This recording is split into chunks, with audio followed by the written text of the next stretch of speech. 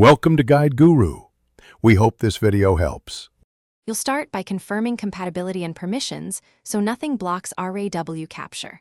First, make sure your Samsung model supports RAW output and that the camera and storage permissions are enabled. Once done, open the camera app and select Pro Mode or the RAW toggle in Settings. This exposes manual controls and the DNG option. You want the app ready to record uncompressed data. After enabling RAW, frame a subject and prepare to adjust exposure, focus, and white balance manually. Now you take control of image quality by dialing manual settings.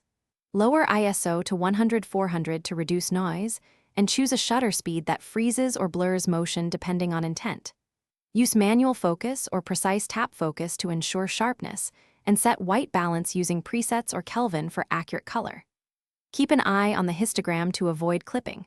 Once exposed correctly, lock AE/AF so the camera won't shift mid-shot. This preserves RAW fidelity for later editing. Finish by capturing several RAW frames to ensure you have options, and then review them in the gallery or a RAW editor to check highlights and shadows. Transfer DNG files to your computer by USB, Wi-Fi, or cloud for detailed editing in Lightroom or Capture One.